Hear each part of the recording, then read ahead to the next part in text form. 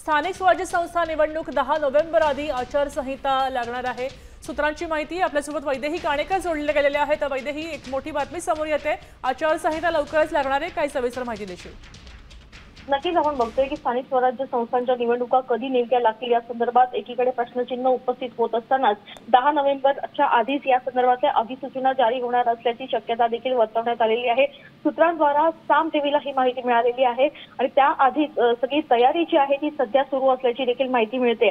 सोबतच उद्या या संदर्भातली महत्त्वाची बैठक देखील होणार असल्याची माहिती मिळते। त्याच्यामुळे 10 नोव्हेंबरच्या अगोदरच या संदर्भात या निवडणुका ज्या आहेत त्या लागण्याची शक्यता, आचारसंहिता त्या संदर्भातली लागण्याची शक्यता असल्याची शक्यता सध्या वर्तवण्यात आलेली आहे। सूत्रांकडून ही माहिती मिळत आहे।